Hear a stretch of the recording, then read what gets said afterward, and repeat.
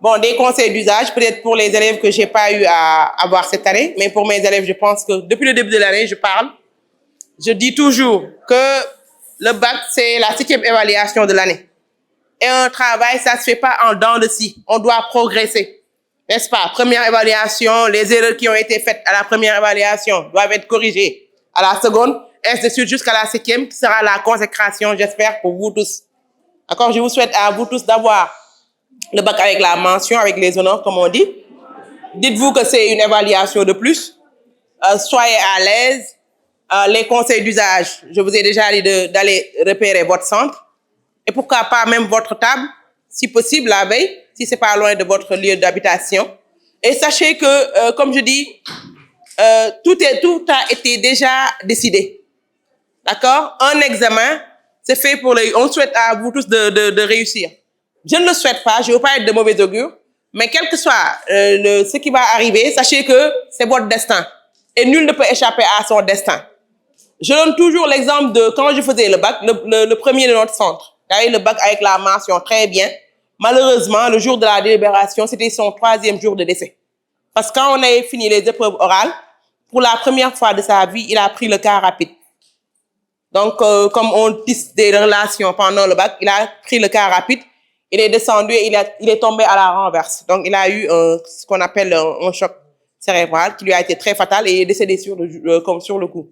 Donc, le jour de la délibération, quand nous, on était en train de pleurer à cause du stress, bon, quand on a proclamé, ceux qui ont réussi ont sauté de joie, d'autres pleuraient parce qu'ils n'avaient pas réussi. C'est à un moment, c'est elle-même qui consolait les élèves qui n'avaient pas réussi, en leur disant que lui, si elle voyait son fils qui a échoué, c'est ça qu'elle aurait préféré par rapport à son fils qui est devenu un cadavre, qui n'existe plus. Je dis toujours que, on le dit en wolof, loy am nang ko mourlo. Parce qu'avoir le bac cette année, 2 ans après, je ne le souhaite pas, vous cartouchez à l'université, il serait mieux, par exemple, de reprendre la classe. Je ne le souhaite pas, mais je vous donne, par exemple, je vous prépare. Dites-vous que dans la vie, tout arrive à point nommé. D'accord? Faites des efforts. Vous êtes des élèves, faites des efforts. D'accord? Travaillez normalement. Ce qu'on donne au bac, c'est à peu près ce qu'on donne en classe. Parfois, ça peut être beaucoup plus difficile. Autre chose également. Je dis, vous, c'est la génération WhatsApp, c'est la génération, par exemple, des gadgets. S'il vous plaît, laissez les portables à la maison. Pas même dans le sac. Vous avez vu l'année dernière, on a éliminé près de 110 élèves le premier jour du bac parce qu'ils avaient amené leurs portables et les montres, comme on dit, connectées et autres. Moi, même quand je supervisais l'épreuve, je suis allée en classe, j'ai trouvé une élève avec comme on dit, sa montre. J'ai pris la montre, je ne suis pas allée donner ça au président, je l'ai gardée. Je lui ai dit que quand tu auras fini ton épreuve, tu viens. Mais j'ai gardé la montre par devers moi jusqu'à la fin des épreuves. Donc, c'est des choses. En plus, maintenant, avec les réseaux sociaux et autres, avec la télé, imaginez, je ne le souhaite pas, vous allez au bac avec le portable. On vous prend, comme on dit, à la porte, ou bien au portail avec le portable. Maintenant, votre nom sera scotché, par exemple, partout, sur les réseaux sociaux, vos parents. Comme on dit, on va dire le fils de tel, la fille de tel. Laissez les portables à la maison pour 3 jours, 4 jours pour certains, et puis c'est fini. N'est-ce pas? Dites-vous que vous avez, comme on dit, c'est une évaluation de plus. Moi, je vous le répète depuis le début de l'année. Mes élèves, je parle sous le contrôle de mes élèves. C'est cette évaluation pour l'élève de terminale.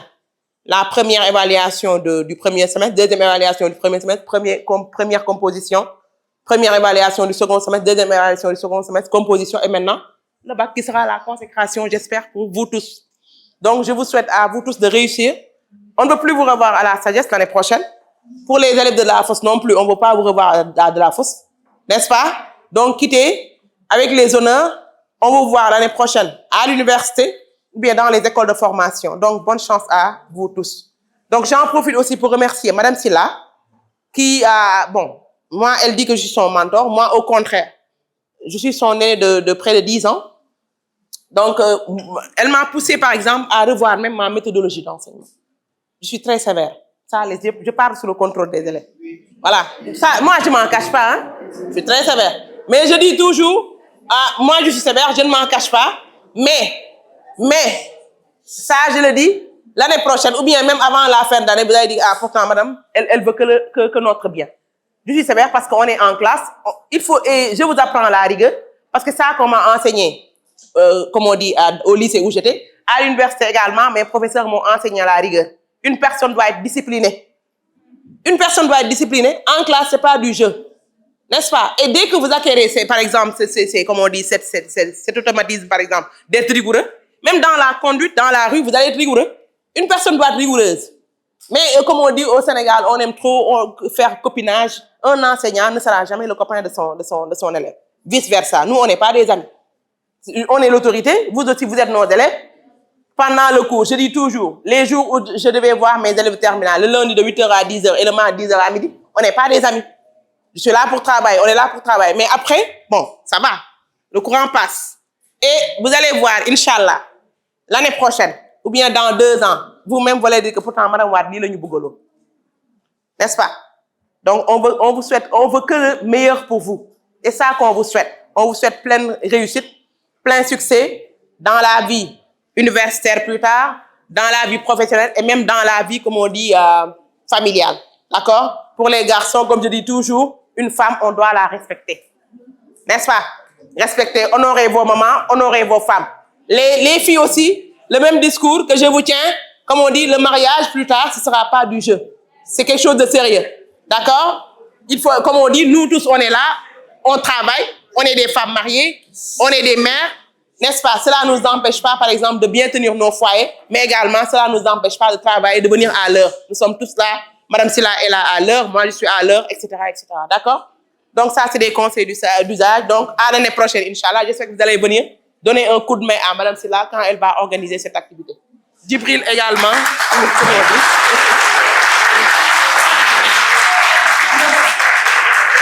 Voilà. Merci aux chers collègues qui ont vraiment transformé ces journées-là en vraiment un agenda de l'école. C'est des félicitations qu'ils méritent. C'est également à l'honneur des élèves que vous êtes, mais également à l'honneur de l'établissement. Je pense que je ne serai pas assez long, puisque Madame Wade a presque traversé la question, aussi bien sur le volet pédagogique que d'autres volets vraiment qui tournent autour de votre avenir, autour de l'examen, etc., etc. Moi, je voudrais tout simplement revenir sur 3 aspects au maximum. Le premier aspect, c'est que vous avez non pas un honneur à sauver, mais à préserver.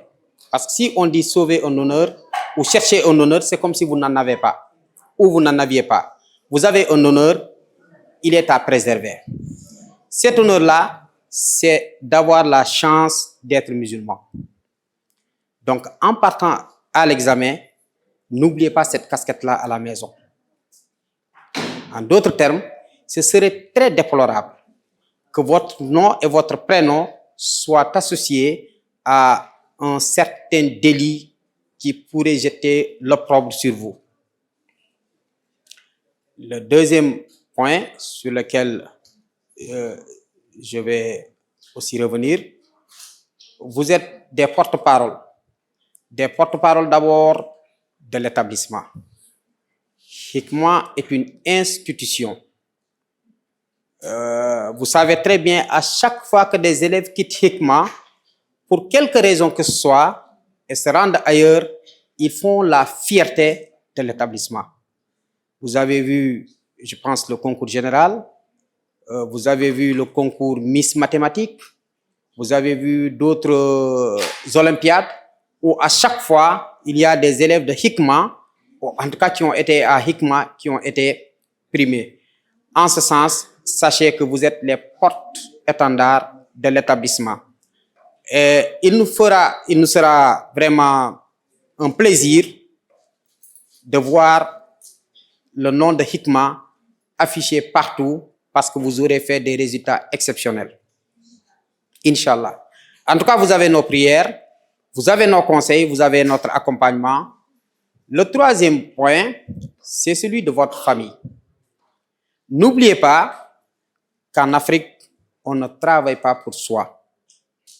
On travaille pour toute une tribu, pour ne pas dire toute une famille. En ce sens, vous devrez être conscient de ce qui vous attend. surtout après le bac. Mais d'ici là, vous devrez avoir toute la responsabilité que requiert vraiment cette préparation du bac, que requiert après le bac. Je veux dire par là que vous devrez vous garantir de tous les comportements irréprochables pour que l'honneur de votre famille ne soit pas entaché. Je ne veux pas tellement insister sur les conseils pédagogiques, mais j'insiste sur tout cet aspect-là. Je vais vous faire une confidence. Peut-être que beaucoup de collègues savent et qu'ils ne disent pas pour des raisons, je ne sais pour lesquelles. Depuis quelques années, les centres d'examen sont surveillés par des drones. Depuis quelques années, les centres d'examen sont surveillés par des drones. Donc, vous voudrez bien faire attention à la communication extérieure. D'ailleurs, ne partez même pas avec votre téléphone.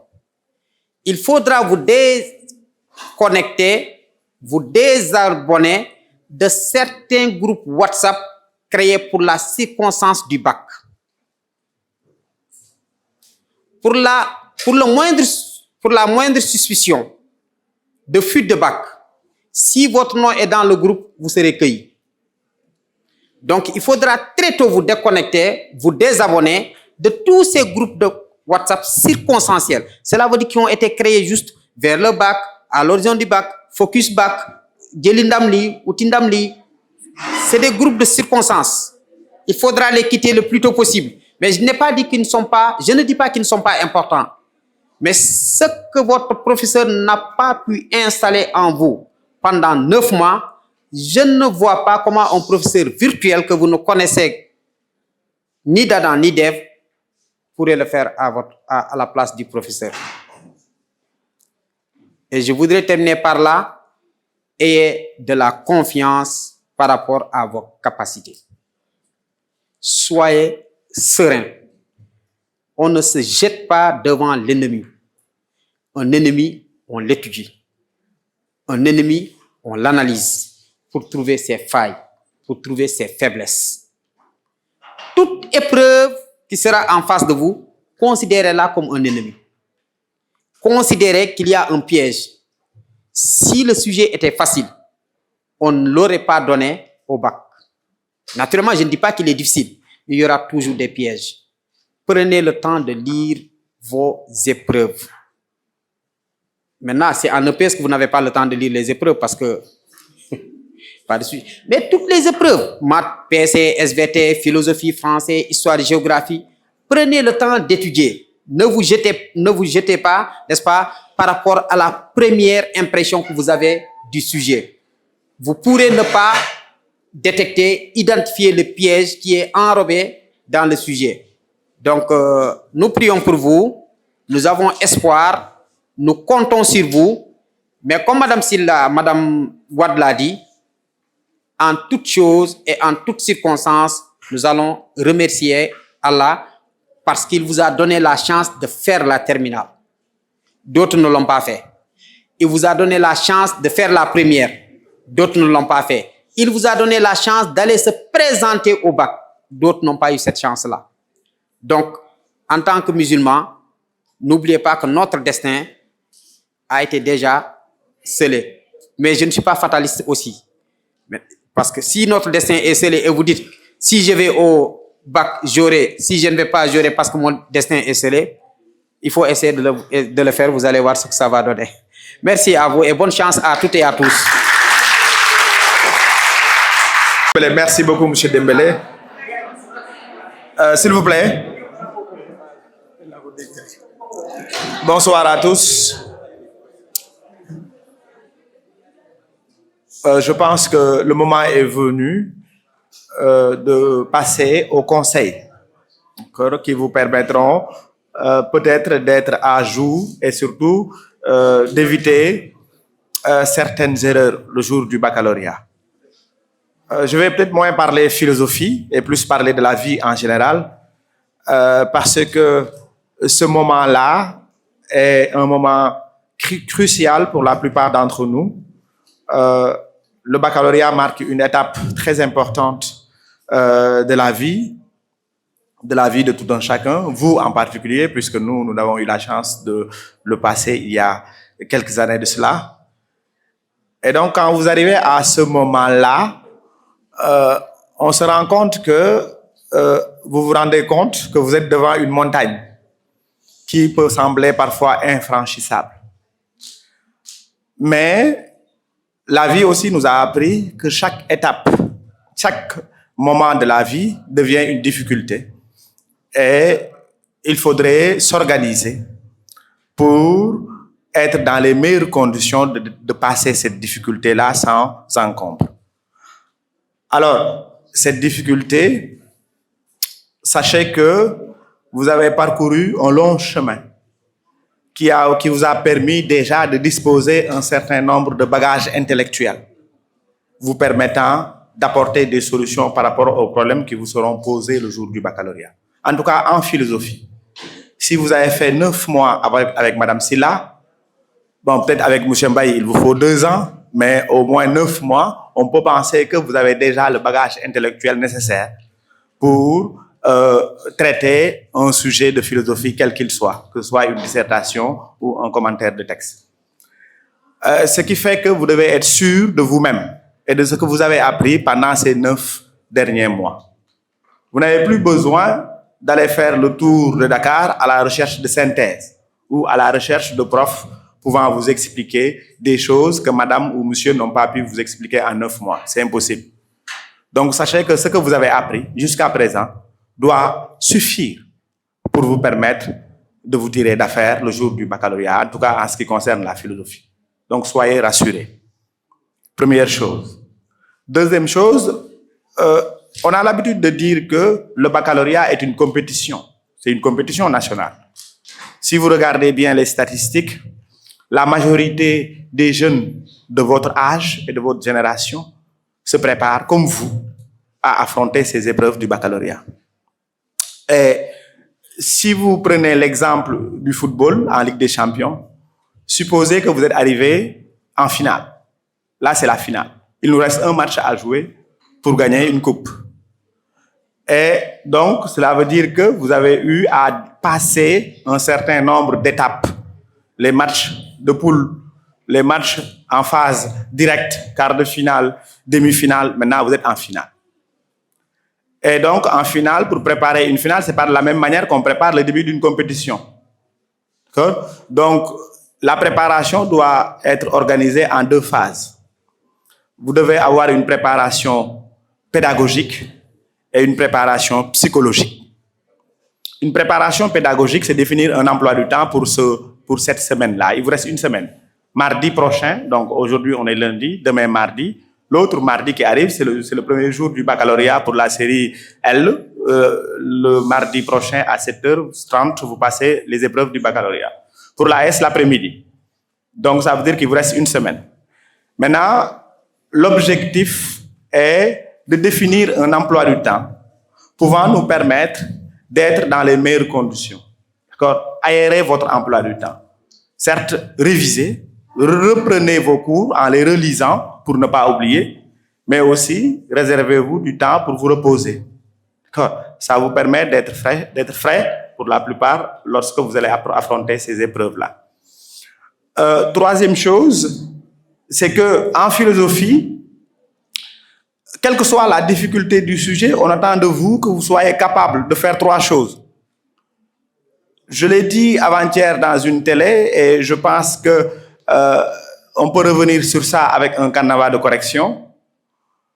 Quel que soit ce que l'élève fera, et quel que soit ce que vous direz, quelles que soient les thèses que vous allez défendre, le correcteur n'essaiera de voir que 3 choses. On les appelle les critères d'évaluation. Si vous prenez une dissertation ou si vous prenez une explication de texte, il va falloir que vous appreniez et que vous sachiez conceptualiser et problématiser. Qu'est-ce qu'on appelle conceptualisation et qu'est-ce qu'on appelle problématisation? Je pense que ce matin, Fallou, M. Samb a un petit peu parlé de ces aspects-là. Donc, en fait, cette conceptualisation et cette problématisation au baccalauréat, c'est noté sur 7. Si le correcteur applique les grilles de notation proposées par l'Office du baccalauréat, tout au long de votre devoir, je ne parle pas seulement de l'introduction ou du développement ou de la conclusion, que vous prenez la dissertation ou le commentaire de texte, on essaye de voir est-ce que cet élève-là sait définir correctement l'ensemble des notions qu'il a employées dans son travail. Dans l'introduction, on essaye de voir est-ce que l'élève sait conceptualiser les termes engagés du sujet. Parce que c'est la conceptualisation qui va vous permettre de poser le sujet. C'est la conceptualisation qui va vous permettre de voir le problème. C'est la conceptualisation qui va vous permettre de problématiser. C'est la conceptualisation qui va vous permettre de dégager des pistes de réflexion. C'est-à-dire de dégager des plans. Et ensuite, le problème doit apparaître, que ce soit à la fois dans la dissertation ou dans le commentaire de texte.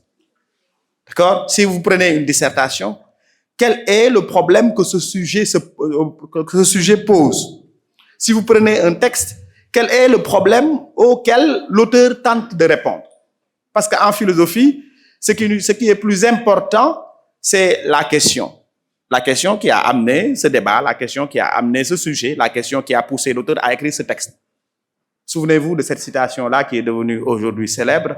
Je pense que c'est un auteur que j'ai oublié le nom, mais certains élèves vont me le rappeler. Il disait ceci: en philosophie, les questions sont plus essentielles que les réponses. Et chaque réponse se traduit, pour ainsi dire, par une nouvelle question. C'est qui? Karl Jaspers. Merci beaucoup. Ah, ça veut dire que j'ai raison de dire que vous êtes prêts. Donc, vous n'avez pas à avoir peur. Alors, donc j'espère que tout le monde comprend ce qui est conceptualisé et tout le monde comprend ce qui est problématisé. Problématiser ne se cherche pas seulement et ne se trouve pas seulement dans l'introduction. Tout au long du devoir, à chaque fois que vous sentez qu'il est nécessaire de s'arrêter et de poser une question, arrêtez-vous et posez une question face à laquelle vous allez prendre en charge et vous allez proposer des pistes de réflexion, ou en tout cas des tentatives de réponse. Donc tout au long du devoir, dès qu'une question se pose, arrêtez-vous et posez-la. Donc ce qui évite à votre devoir d'être une succession d'affirmations. Ça, c'est le premier point. Conceptualisation, problématisation. Le deuxième point, c'est l'argumentation.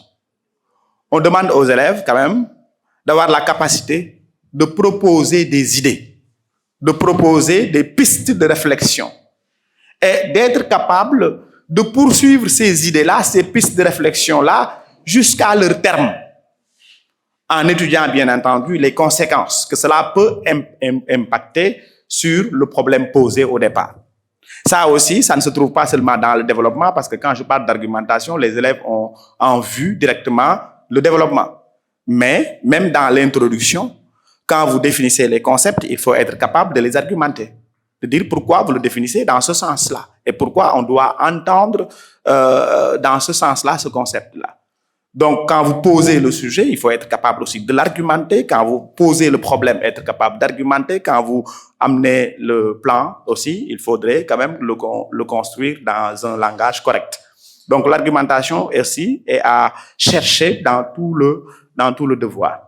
La capacité que vous avez à proposer des idées pertinentes. Quand je dis une idée pertinente, cela veut dire quelque part aussi une idée originale. Ce qui vous empêcherait peut-être de penser que le devoir de philosophie peut se régler en récitant le cours sur la philosophie. Alors ça, c'est une erreur à éviter. On dit souvent au baccalauréat que la restitution, et même en classe, on a l'habitude de le dire, que la restitution du cours est interdite quand vous faites un devoir de philosophie. Pourquoi c'est interdit? Parce que simplement, la restitution du cours vous empêche de réfléchir. D'accord? La restitution du cours vous empêche d'être original et de penser par vous-même. Donc, en fait, ce que l'on vise aussi, c'est de vous pousser, et c'est ce qu'on a essayé de faire tout au long de l'année, vous apprendre à penser par vous-même. Donc, au baccalauréat aussi, quelle que soit la difficulté qui vous sera proposée, ayez le courage de penser par vous-même. Les plus bonnes notes ou les plus belles notes au baccalauréat, ce sont des notes où l'élève, le candidat, surprend le professeur de par son originalité. Parce que les cours que vous récitez, ce sont des cours que nous avons écrits. Nous enseignons à peu près la même chose. et nous écrivons à peu près les mêmes cours, à quelques différences près. Donc, si vous récitez le cours de M. Mbaye en pensant que le correcteur viendra de Kédougou, donc il peut ne pas savoir, en fait, vous vous trompez parce que nous avons reçu la même formation et que nous enseignons les mêmes choses. Donc, déjà, en lisant, il va se rendre compte très rapidement que l'élève est en train de restituer son cours. Alors, le secret, c'est d'utiliser le cours et non pas de le réciter. Comment utiliser le cours? J'ai appris mon cours sur la liberté. Le sujet porte sur la liberté. D'accord. Mais mon cours sur la liberté avait un problème différent. Peut-être du problème posé par le sujet au bac. Maintenant, comment je vais utiliser ce cours-là afin d'apporter des pistes de réflexion par rapport au sujet posé? Donc, je reprends les idées qui vont plus m'aider à poser une phase de validation. Donc, je les sépare et ensuite, je vais en faire mes idées. Et je vais essayer de trouver pour chaque idée un exemple ou une illustration pouvant permettre d'asseoir la validité de l'idée. Et de séparer aussi les idées qui vont vers la phase de validation et les idées qui vont vers la phase critique. Alors, ce qui m'amène à parler au troisième point, la communication. C'est le nerf de la guerre pour notre génération. Souvent, on dit que les élèves ne parlent plus français. Souvent, lorsqu'on parle français, c'est plus simple, mais quand on écrit, c'est plus compliqué. En terminale, on ne juge pas une année, mais on juge un cursus scolaire. Tout ce que vous avez appris, de la maternelle jusqu'en terminale, doit compter.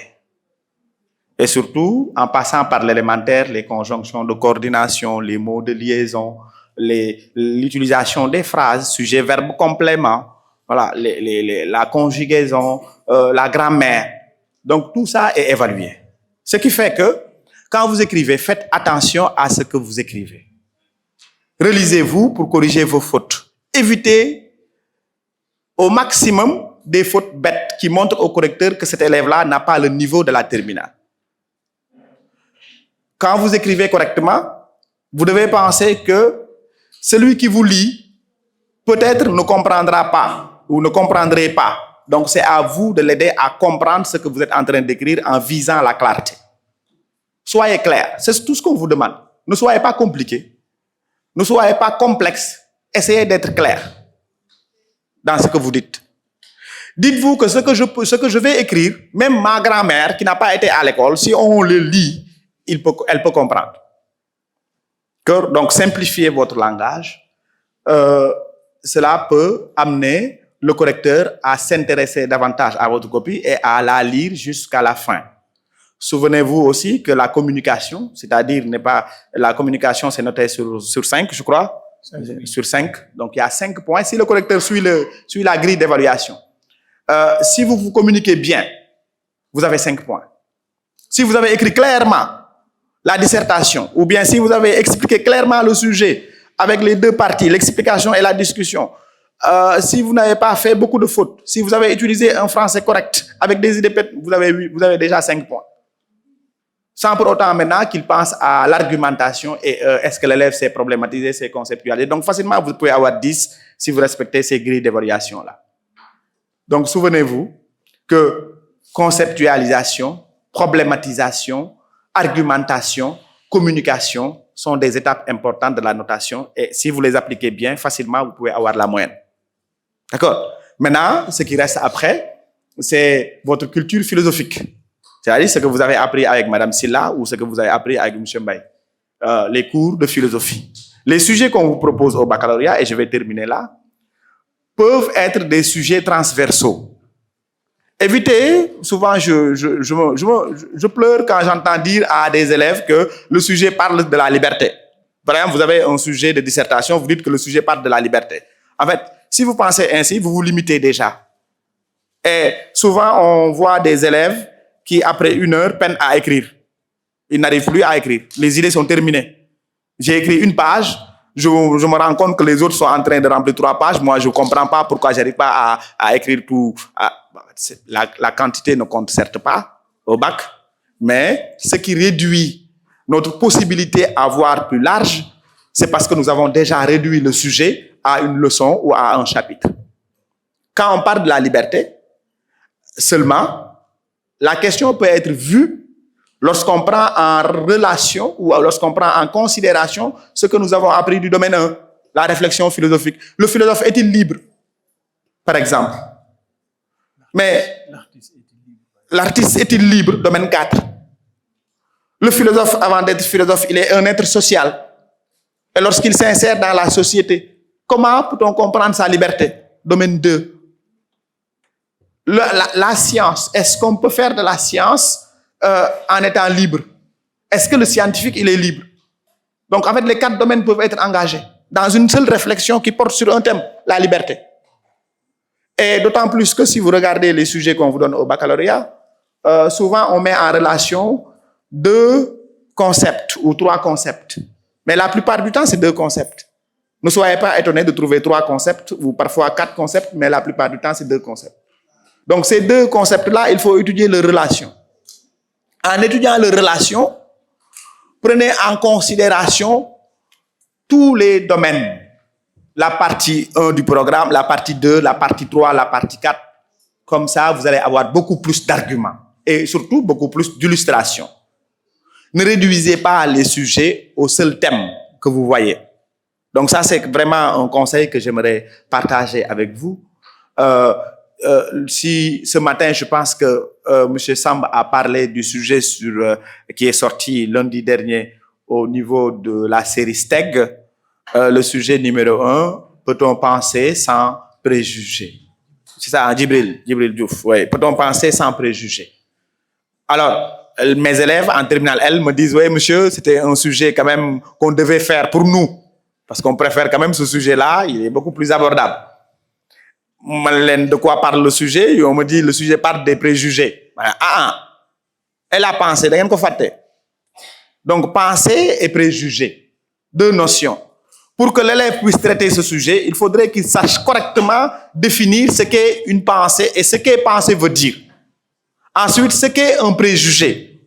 Et savoir étudier la relation qui puisse exister entre la pensée et le préjugé. Parce que le vrai problème, c'est ça. Y a-t-il un rapport quelconque entre la pensée et le préjugé? S'il y a un rapport, cela veut dire que pour penser, il faut passer par les préjugés. S'il n'y a pas de rapport, ou si les rapports entre la pensée et les préjugés sont des rapports d'exclusion, cela veut dire qu'on peut penser sans préjugés. D'accord? Et pour ne pas répéter Djibril, quand vous êtes dans la première partie, ce qu'on appelle la phase de validation. Donc en fait, le travail qu'on vous demande n'est pas un travail d'artiste, c'est un travail d'un artisan.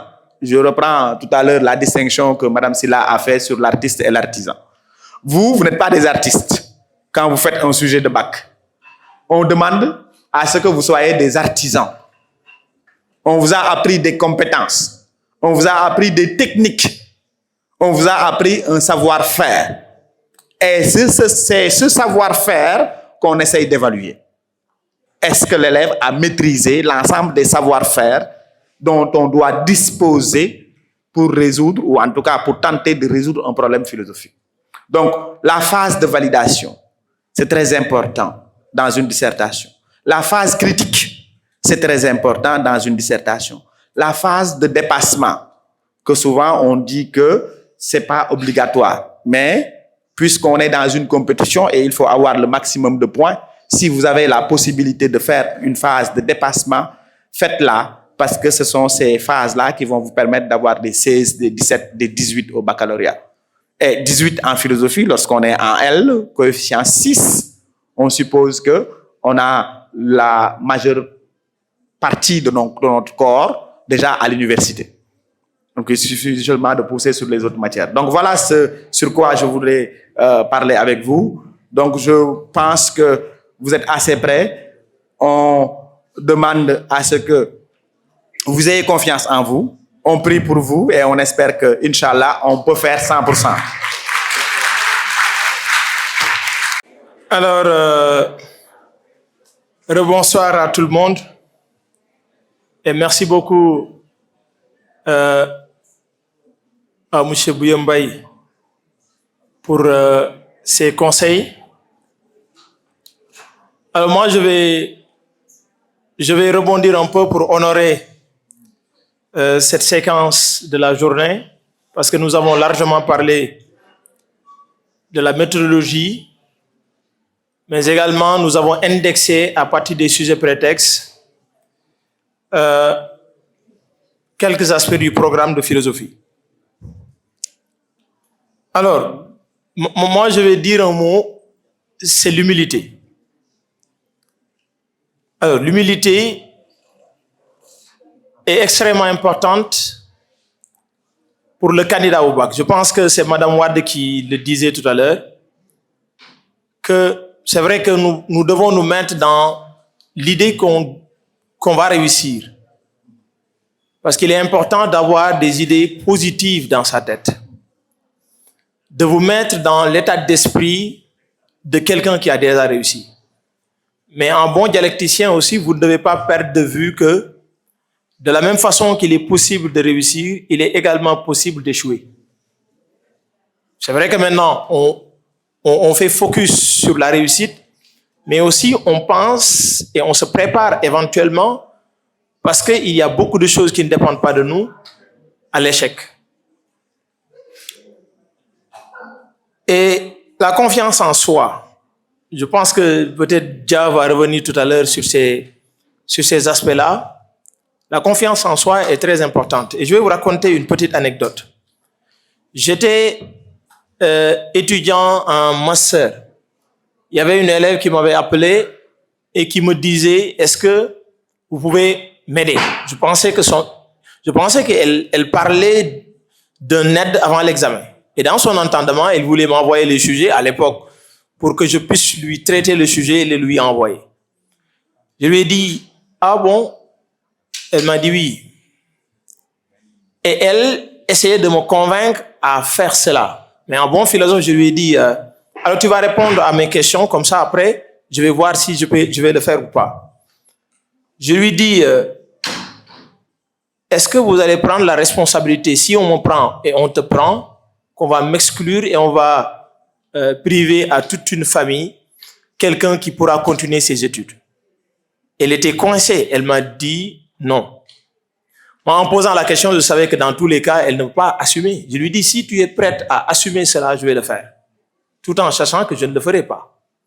Parce que si elle me dit oui, je suis prête à assumer, je lui dis, dans ce cas de figure, tu es égoïste parce que tu penses à ta réussite et tu oublies justement ma réussite. Et si elle dit non, dans ce cas de figure, je sais effectivement que je ne vais pas le faire. Et elle était obligée de démissionner. Et je lui ai dit que ce que vous avez dit là du début à la fin pour me convaincre, si vous faites cela avec les correcteurs, vous allez les convaincre.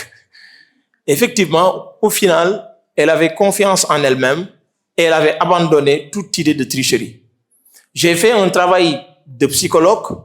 Je l'ai amenée à avoir confiance en elle-même. Elle avait des compétences, mais elle n'avait pas confiance en elle-même. Je l'ai préparée, je lui ai donné des orientations et il s'est trouvé qu'au sortir, ou bien au soir de la proclamation des résultats, elle avait son bac d'office. Ça veut dire que c'est quelqu'un qui n'avait pas confiance en elle-même, mais en réalité qui avait des compétences. C'est pourquoi la notion de confiance en soi est extrêmement importante.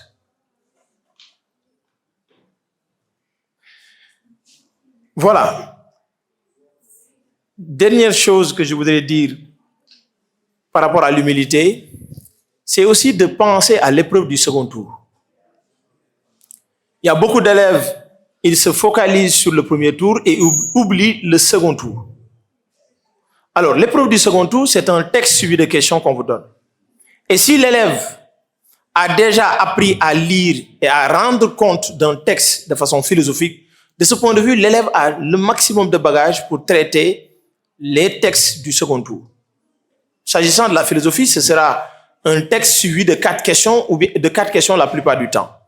Et les textes et les questions portent pour l'essentiel sur le texte en réalité.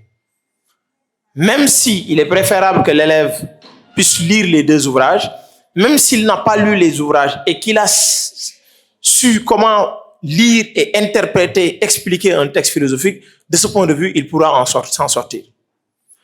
Dernier élément que je vais mettre en évidence, c'est par rapport dans le prolongement de ce que disait Tako tout à l'heure. Comment lire un texte philosophique? il faudrait avoir des stylos ou bien des crayons de couleurs différentes et de voir les mouvements du texte. Souligner tous les mots qui vont dans le même sens ou bien tous les mots qui peuvent aller ensemble. Et à partir de ce moment, essayer de faire des résumés à côté. Et dernière chose, il faut voir comment raisonnent les philosophes. Les philosophes, la plupart du temps, ils raisonnent soit du général au particulier, soit du particulier au général. Par exemple, quelqu'un peut mettre une thèse qu'il s'emploie à démontrer, ce qui est tout à fait courant. C'est pourquoi, en face d'un texte philosophique, vous pouvez vous dire, il y a toujours quelque part ou des indications dans le texte à travers lesquelles l'auteur donne sa position. L'auteur peut commencer dès le départ. Le texte de Alain dont il était question tout à l'heure, l'auteur a donné son point de vue dès le départ parce qu'il dit en quoi l'artiste diffère de l'artisan. Dès le départ. C'est-à-dire que la question est orientée. Son point de vue, c'est qu'il y a une différence. Donc, de ce point de vue, il a donné son point de vue qu'il démontre par la suite. Ou bien les auteurs, ils peuvent démontrer leur point de vue, ils peuvent démontrer le point de vue et donner leur thèse ou bien l'idée qu'ils démontrent à la fin. C'est la raison pour laquelle je dis aux élèves, faites attention à la façon dont l'auteur raisonne. Il pose d'abord et il démontre après, ou bien il démontre d'abord et il pose après. Ou bien encore, il fait le texte de Schlanger dont il parlait tout à l'heure. L'auteur expose un point de vue qu'il va réfuter d'abord et donner son point de vue. Donc il y a trois façons de raisonner, du général au particulier, du particulier au général, ou bien rejet de l'opinion, ensuite il affirme sa position. Donc faites attention à ces éléments-là, parce que ce sont des éléments qui sont très importants pour l'étude de texte. Voilà, je pense que je peux terminer par là. Je vous remercie de votre écoute. Docteur Samb, merci également à ceux qui t'ont précédé. Je veux dire Madame Wade, Monsieur Dembélé et Monsieur Papa Bouyambaye. Je remercie encore et encore TACO de cet honneur, de cette invitation. Moi, je sais que vous êtes là depuis ce matin, vous êtes fatigué et certes, vous n'en avez pas assez, mais quand même, il faut alors juste placer quelques mots en 2 minutes maximum. Je ne vais pas dépasser 2 minutes.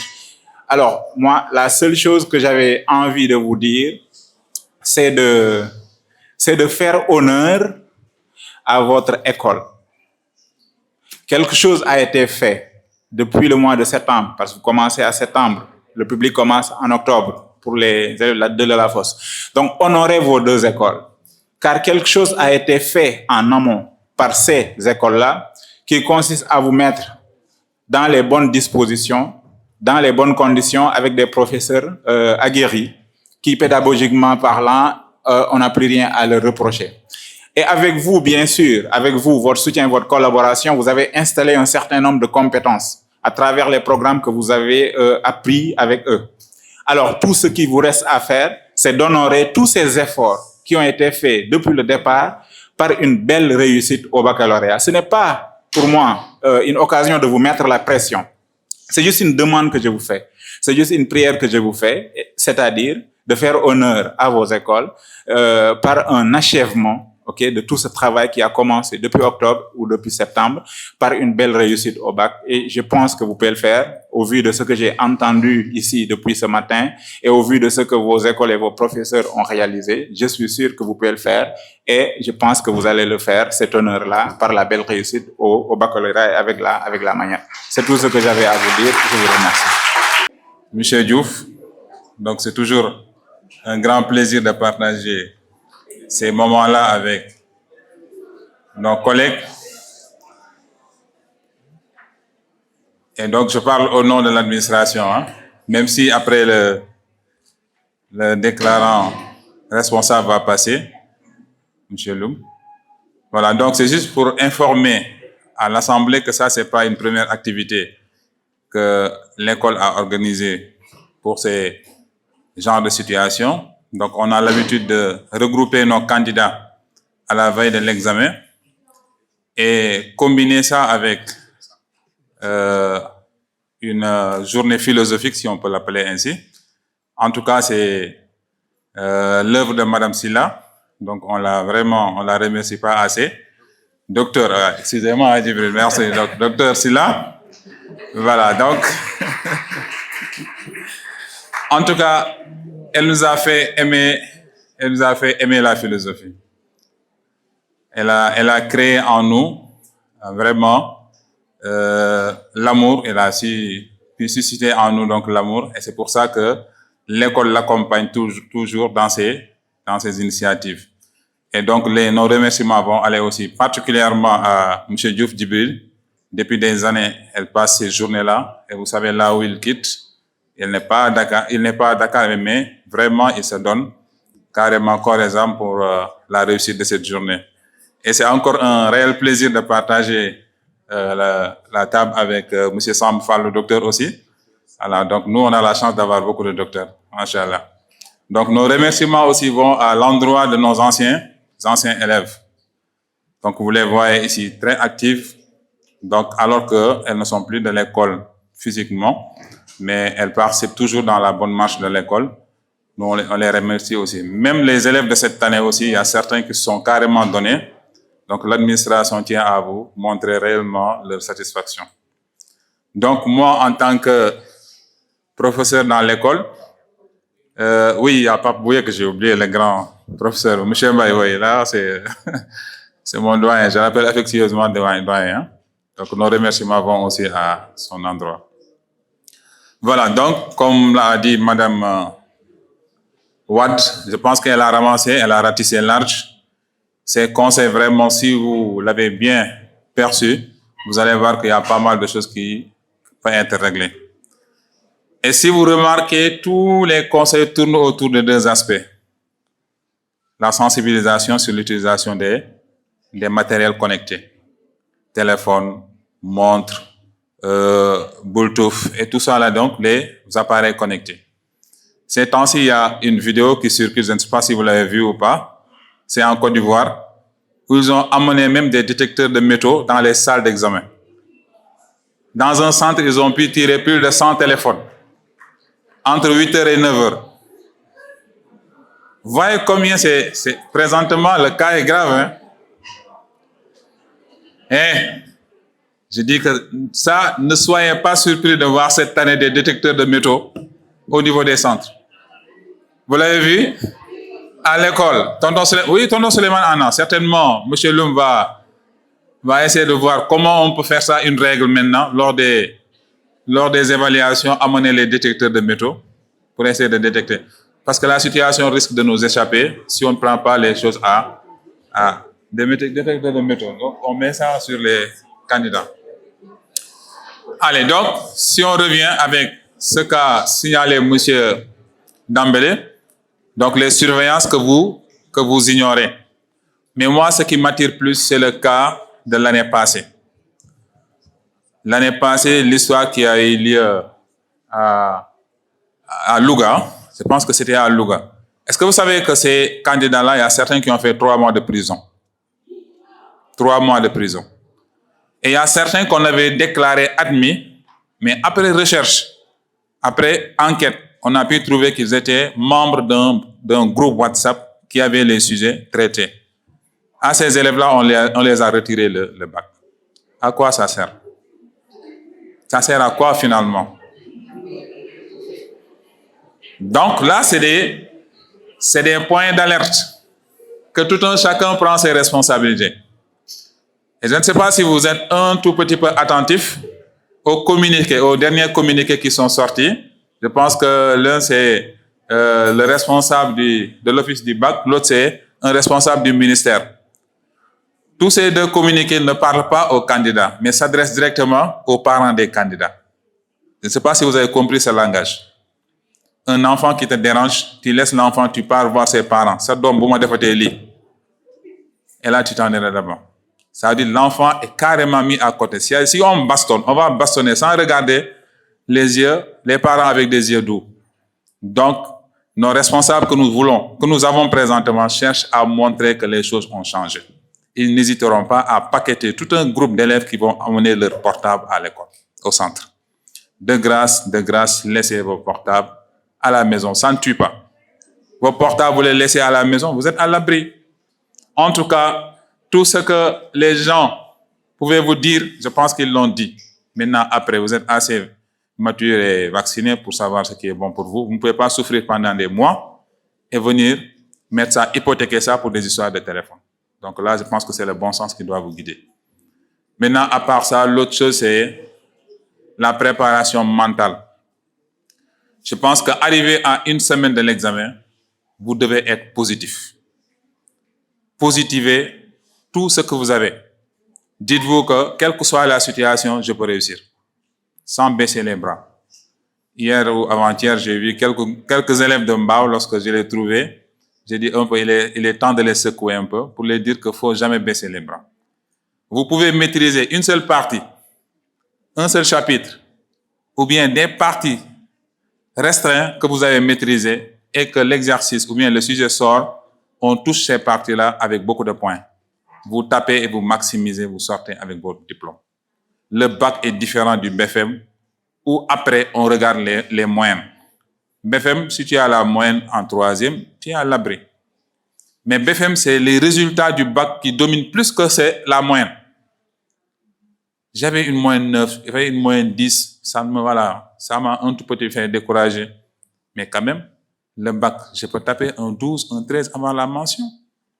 Pourquoi donc regarder ces notes ou bien ces erreurs que j'avais commises derrière et ça va impacter sur ma préparation de demain ou après-demain. Donc restez positif. Dites-vous que c'est possible. Si c'est possible, donc rien n'est à mettre à côté. Est-ce que c'est possible? Est-ce que vous croyez que c'est possible? Voilà, donc la suite, c'est que dans quelques jours, on verra la suite. Et j'espère que je ne serai pas long. Il y a certains qui doivent rentrer très loin. Donc, je vais passer la parole à M. Loum pour clôturer. Inch'Allah.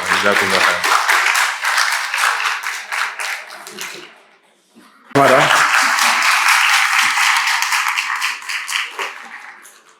En tout cas, ce n'est pas ce que je vous ai appris. Est-ce que je vous ai appris d'applaudir des mains pour exprimer vos sentiments? Est-ce que c'est ça que je vous ai appris? Takbir. Alors, avant de placer un seul mot, je vais donner la parole aux élèves. Mais je veux des bébés. Des élèves qui ont fait tout leur cursus à Hekma. La plupart d'entre eux, depuis que vous avez 3 ans. Petite section, moyenne section, grande section, CI, CPC, 6e, 5e, jusqu'en terminale. S'il vous plaît, je vais arrêter dans ce cas. On va arrêter. Un seul élève de Mbao, un seul élève de Castor, enfin de Bourguiba, et un élève parmi les anciens. Ok. Non, ils vont venir ici. Mbao, envoyez-moi quelqu'un. Allez, viens, mademoiselle. Allez, très rapidement là, on va faire vite. Viens. Bourguiba, vous envoyez qui? Hein? S'il vous plaît, là, il y en a plusieurs. Venez. Qui vient? Fatima Diop, Raki vient. Venez les deux, venez. Alors, venez, on a deux. Parmi les anciens, venez. Il y a 3 qui sont là. Venez toutes les 3. Alors, c'est juste pour rappeler que ça fait plaisir de voir des élèves de 17 ans, 18 ans, avec qui je suis depuis qu'ils ont 3 ans, 2 ans, 3 ans. Vous voyez ce que cela fait. Des élèves qui ont été façonnés à Hekma, formés à Hekma. Les garçons, hein? Bah, au moins 2 garçons. Moussa Touré, viens pour Mbao. Moussa Touré, viens pour Mbao. Saïd.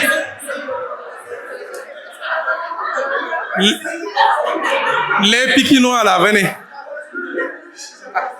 Sont nombreux, hein? Abdul Hakim Ba, viens. Ndoye, viens. Voilà. Ça, c'est des bébés Hekma. Il y a 12. Non, il y a d'autres. Il y a vraiment d'autres. Machallah. Alors, chacun va placer un seul mot, hein? Mais je donne l'honneur aux anciens. Ça montre quoi? Vous allez quitter Hikma dans quelques jours. Mais réellement, vous aurez encore Hikma dans vos cœurs. N'est-ce pas, mademoiselle? Elles vont quitter Hikma dans quelques jours, mais elles vont continuer à porter Hikma dans le cœur, n'est-ce pas? Oui. Vas-y. Place un mot à tes petites sœurs. Après, oui. Vas-y, très rapidement. Vas-y. Bon, assalamu alaikum tout le monde. J'espère que vous allez tous bien et que vous n'êtes pas trop stressés. Ne soyez pas stressés. Bon, moi, comme vous avez pu le constater, j'ai été là depuis la petite section jusqu'en classe de terminale. Et alhamdulillah, l'école a vraiment inculqué des valeurs vraiment que je pense pas que même mes parents, très franchement parler, n'ont pas réussi à m'inculquer certaines valeurs. Je pense que si ce n'était pas réellement à l'école, il y a certaines choses qui ne seront vraiment pas en moi. Et ici, je peux dire fièrement, partout où j'irai, que je viens vraiment de la maison de la sagesse.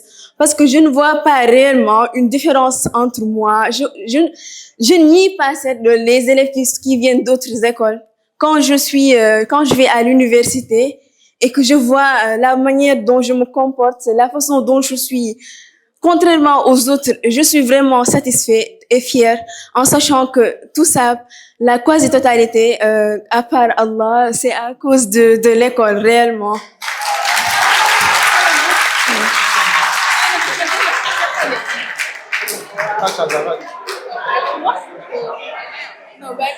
Vas-y. Micro. Tout ce que je tenais à... S'il vous plaît. Vas-y, continue. Sérieusement, je vais pleurer. Tout ce que je tenais à dire. Là où je suis maintenant à Daos, si tu dis seulement, je viens de la maison de la sagesse. Waouh, ils disent. Ils s'exclament, Wallah, je ne parle pas pour parler. Ils disent, vous êtes des hafizat. Et moi, je suis fière. Lorsqu'on me dit, vous êtes...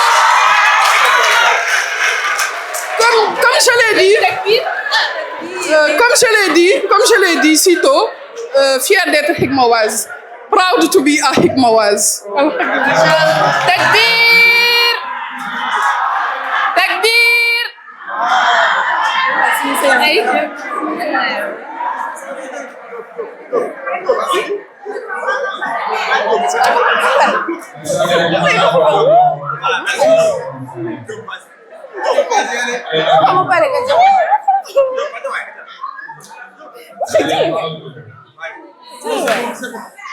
Place un mot.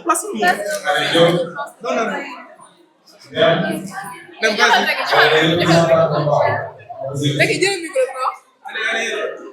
Salam alaikum à tout le monde. Je m'appelle Rokhaya Dem. J'aimerais juste dire que man depuis très petite section ba légui ma ngi fi ba terminale musuma génn école bi, je suis toujours là et j'aimerais vraiment remercier l'école parce que mën naa ne lépp lu ma xam c'est grâce à l'école. Je suis tout le temps là de 18h à 17h, donc je passe tout mon temps de 8h à 17h. C'est normal. Je suis toujours là de 8h à 17h.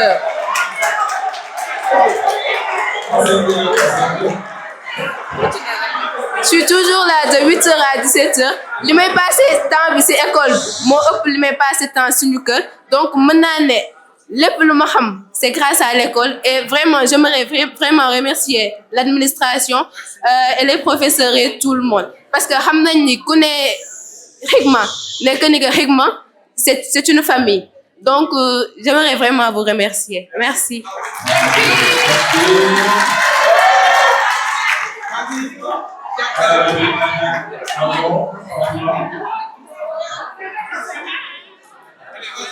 Salam alaikum wa rahmatullah.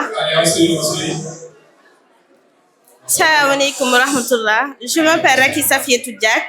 Je suis là depuis la maternelle.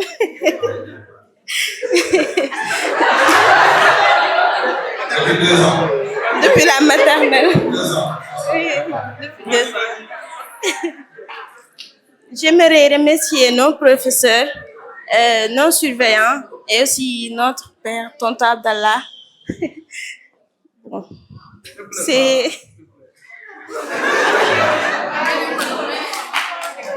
En tout cas...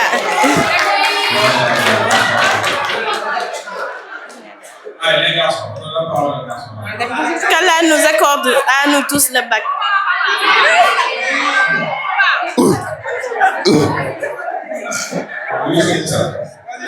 Bon, je ne vais pas trop durer. Mais quand même, je peux dire une chose. J'ai souffert. C'est une école très difficile. Mais à la fin, on voit les résultats, quoi. C'est ça. Merci.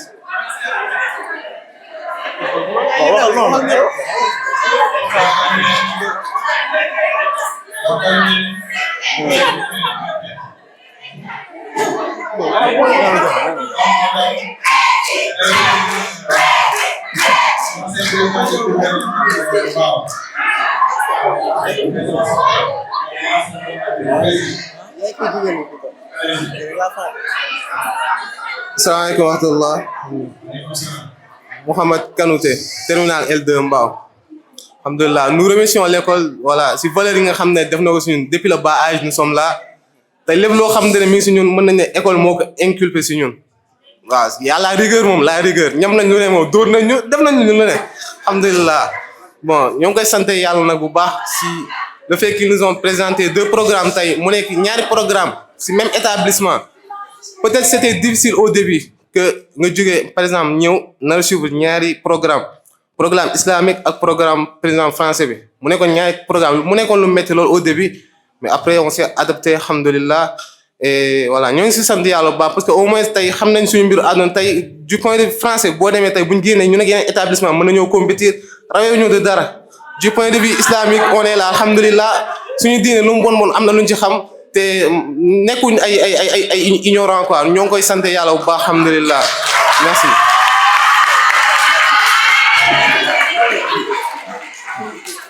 Bon, je m'appelle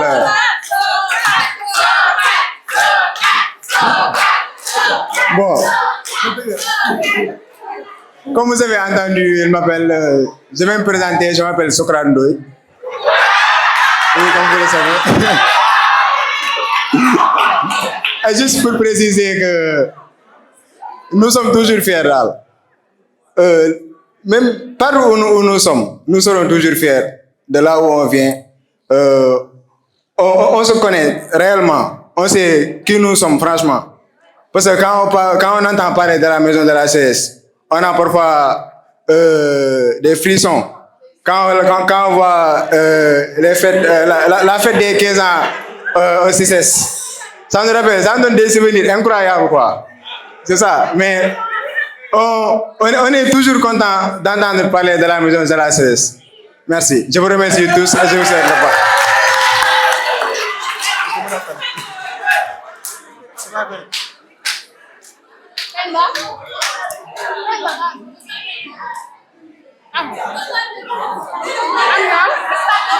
Waalaikum.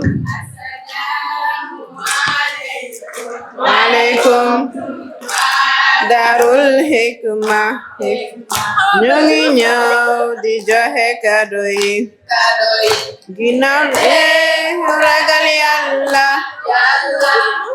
kenn ko bokkaale yangay si Yonent bi mu mi gën si mindeef yi na loolu ñi ngi gërëm suñu ñaari waajur yi ak képp ku fi teew ënde Kalla moom jaay na dundam yëpp ak bépp bànneexam jàngu alquran yoonu jullit ñi toog di dëkk si muñ ñëreefu fi Yàlla ñun amuñu fayam su jare ñu di ko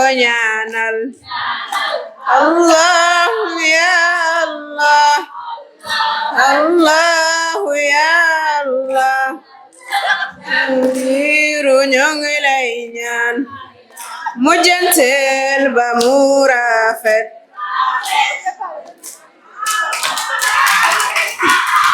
C'est bon, merci. Non, merci.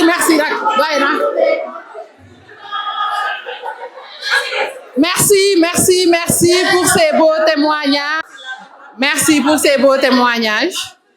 Non, je vais aussi faire quelques témoignages à l'endroit de l'école parce que je suis un membre de l'école et je peux vous dire toute la fierté, toute la joie.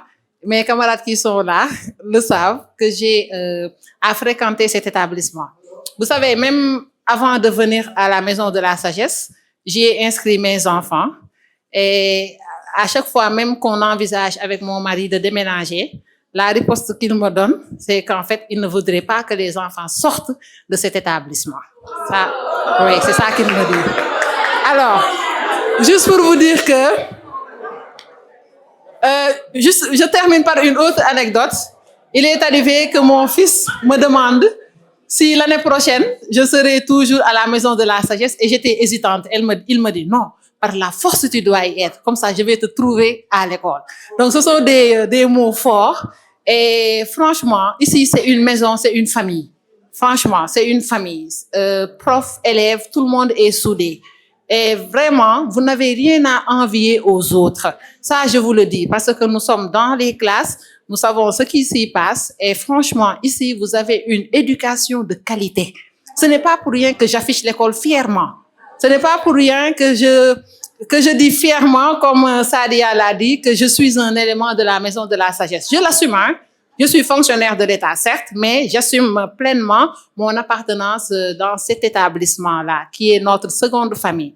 Alors, tout ce que l'on vous demande, c'est d'honorer partout, je dis bien partout, la Maison de la Sagesse. Quand je dis partout, ce n'est pas seulement par rapport au bac, mais même à l'avenir, lorsque vous serez dans les entreprises, dans le milieu professionnel, que la Maison de la Sagesse ne vous quitte jamais. Et quand la Maison de la Sagesse vous habite, cela veut dire que vous serez toujours fidèle aux principes de cette école, donc aux principes de la religion. En tout cas, mention spéciale à cette administration qui ne ménage aucun effort pour la réussite des élèves. Mention spéciale au directeur des études, mention spéciale au directeur général. Et nous prions que la Maison de la Sagesse continue de briller, que l'excellence ne quitte jamais cet établissement, quel que soit le lieu où nous nous situerons, Inch'Allah. C'était ce que je voulais partager, c'est extrêmement important. Hein? Ceux qui ont fait parfaite la journée de conférence philosophique, à vous les profs qui sont là, qui nous ont donné la lumière de vos connaissances. Maintenant, je dis, c'est à nous, la balle est dans notre camp, c'est à nous de faire les nécessaires, mais on laisse le reste avec Dieu de valider. Voilà. Et on va l'assurer, Inch'Allah. Bonne chance à nous tous. Et bon, nous, les élèves de la fosse, cette journée était très bénéfique pour nous et nous sommes très contents de participer à cette journée avec vous tous de la Maison de la Sagesse. Merci à vous tous et aux professeurs. Merci. Salam alaikum wa rahmatullah. Je m'appelle Halima Sadia Sow. Bon, je voulais fuir le micro, mais visiblement, ça a échoué. Donc, je vais dire quelques mots quand même. Tout ça pour vous dire que la vie à Hikma, elle ne commence que quand vous en sortez. C'est quand vous en sortez que vous vous rendez compte qu'en fait, Hikma a toujours été une partie de vous. Peu importe où vous irez, que ce soit université ou ISEP, vous réussirez facilement à identifier les éléments de Hikma. Le premier aperçu qu'ils vont vous donner, vous allez lui dire, ah, sûrement, celui-là vient de la maison de la Céleste. Vous vous intégrerez facilement, peu importe où vous irez, Inch'Allah. C'est comme ça, c'est Hikma qui est comme ça. Je ne saurais l'expliquer moi-même. Surtout si vous êtes bien investi dans la vie scolaire. Franchement, Inch'Allah, l'intégration sera extrêmement facile. Ça va couler comme ça. Comme de l'eau de source, si on veut. Bon, c'était tout ce que j'avais à dire. Merci beaucoup. Je vais laisser la parole à Aïcha Khan. Aïcha Khan, s'il vous plaît. Non, ne me laissez pas là. Assalamu alaikum wa rahmatullahi wa barakatuhu. Monsieur le directeur, chers enseignants, chers membres du personnel, chers frères et sœurs. Aujourd'hui, bien que j'ai franchi les portes de Darou Hikma, il y a déjà quelque temps, mon cœur reste profondément lié à cette école que je considère encore comme ma seconde maison. C'est ici, à la maison de la sagesse, que tout a commencé. J'y ai grandi, j'y ai appris, j'y ai été façonné. Non seulement en tant qu'élève, mais surtout en tant que personne, en tant que croyant. Chaque couloir, chaque salle de classe, chaque regard d'enseignant reste gravé dans ma mémoire comme un rappel de tout ce que j'ai reçu. Savoir, discipline, spiritualité et amour du bien. Je tiens à exprimer ma profonde gratitude à Monsieur le directeur, Tonton Abdallah. Votre engagement, votre vision, votre constance ont été une source d'inspiration. Vous avez dirigé cette école avec la noble intention de former des générations éclairées par la science et guidées par la foi. Qu'Allah vous en récompense abondamment. À mes enseignants, que puis-je dire? Sinon, merci du fond du cœur. Vous avez été plus que des transmetteurs de connaissances. Vous avez été des guides, des éducateurs, parfois des confidents. Par votre patience, votre rigueur et votre sincérité, vous avez laissé une empreinte qui restera en moi toute ma vie. Aux membres du personnel, souvent discrets, mais toujours présents, je vous adresse également ma reconnaissance. Votre travail quotidien, votre bienveillance, votre disponibilité ont contribué à faire de Darou Hikma un lien serein, structuré, propice à l'apprentissage et à l'épanouissement.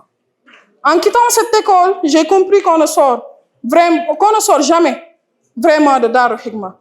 Car ce qu'on y apprend va bien au-delà des programmes scolaires. C'est une manière de vivre, une éthique, une lumière intérieure. C'est un héritage que je porte avec fierté.